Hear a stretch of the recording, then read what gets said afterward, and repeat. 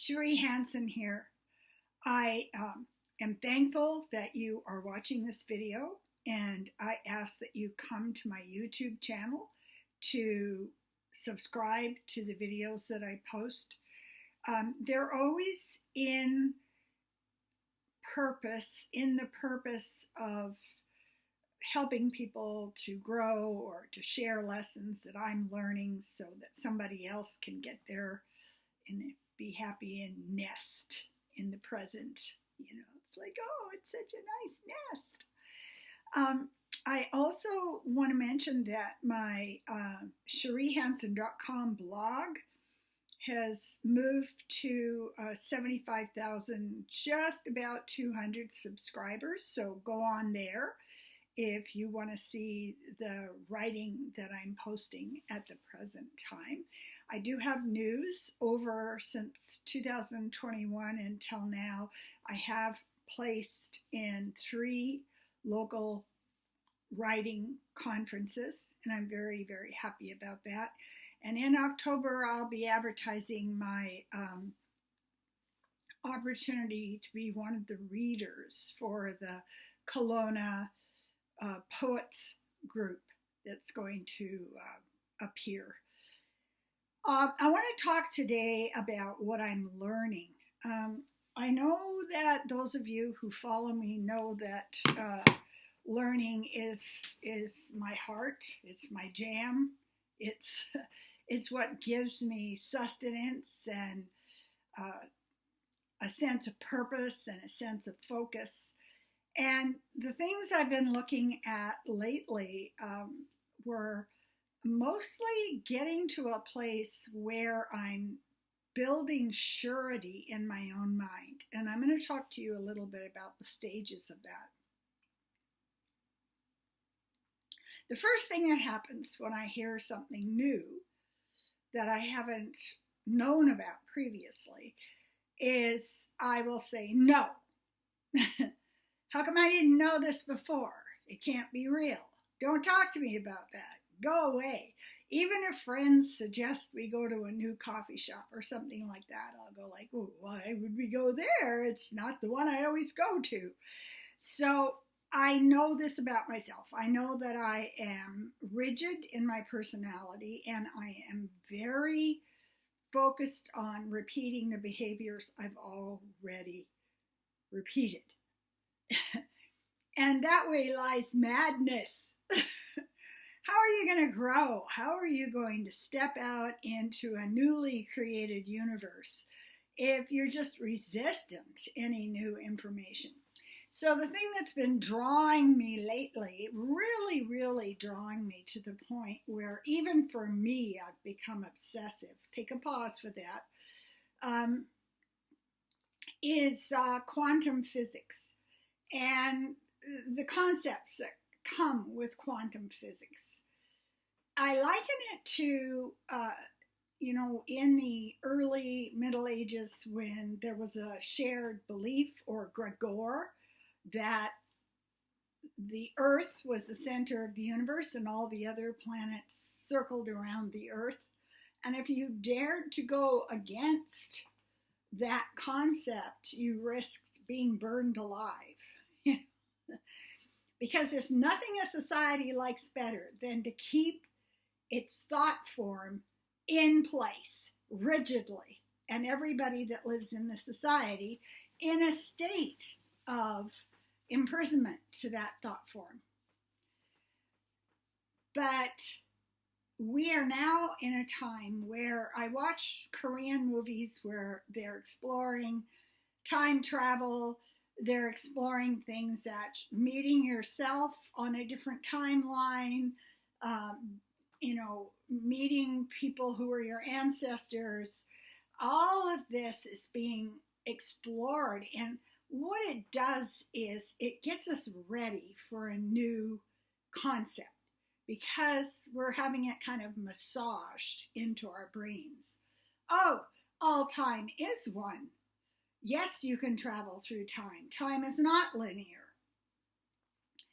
And the whole fascinating thing about quantum physics, as they look at experiments where people can send messages to one another at far distant cities. They don't know them, they have no contact. Is that if you walk around that enough, you come to the understanding that we're all communicating with one another energetically and psychically. It's not special. So when somebody posts on Facebook, I'm a wreck because I'm an empath, I think that's really interesting because that is a sign of resistance. I don't believe that empathic abilities are normal, and therefore I am not normal, and therefore there's something wrong with me.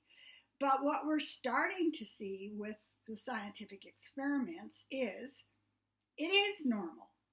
The part that's not normal is for us to walk around and think that we are like a metal wind-up toy that has a mechanism and that we are totally separate from anybody else around us. It's taking me a long time to relax my rigid thoughts. It's like a Turkish massage, it's just throwing me around, bashing me, let go. And I am starting to let go and let in the idea that all the things that I have been taught are reality, are in fact in service of keeping me locked in, just as the Catholic Church did in its history. Don't tell me there's gravity. I'll, put you in a tower. I'll cut your head off. I don't want to hear it. And we have to ask the question, and this is where I've come now, is, does this thought serve me? Does this thought help me become the person I want to be? Does a trigger of fear or a trigger of anger or an old story or knowing what's right or wrong put me in a position where I can be a better lover? And I mean by that, of everything and everybody. And so we become practitioners. We become practitioners of our worldview because we're building it. When I was at the mall the other day, there were two people there having coffee, and they were swearing, and they were going on and on and on about all the bad things that happened at work and how they were victims and how they hated somebody and they hated somebody else.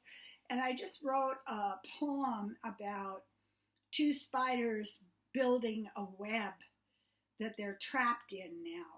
And they're trapped in that reality. They're not going to get out of it because they're enjoying it too much. It is a situation where there comes to be the only pleasure that you can experience is the pleasure of being a victim. But beyond that sense of separateness, you can do a lot of practice to just loosen you up and get to a place where you trust the universe, where you trust that you know things, you have dreams, you have feelings, you receive messages.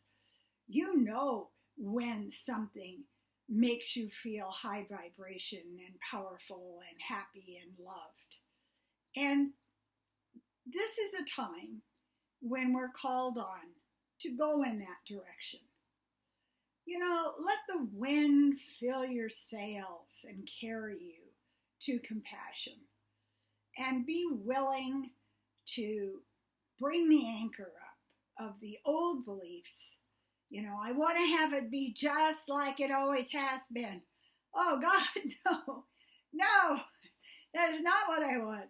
What I want is I want myself to rise to the challenge of being able to adapt to a new understanding of reality.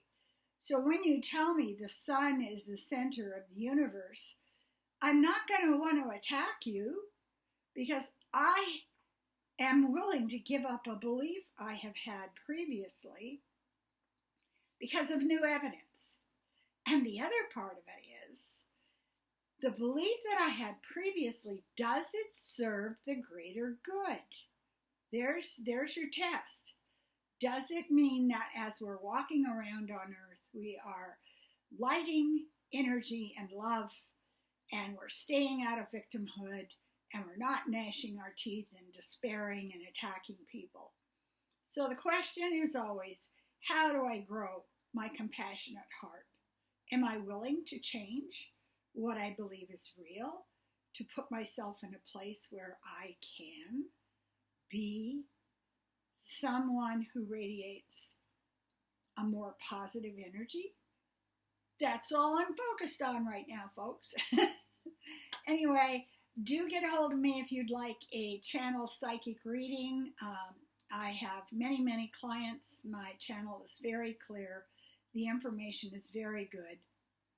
And I do read cards as well, just to, offer proof that the images I got, the story I got are valid.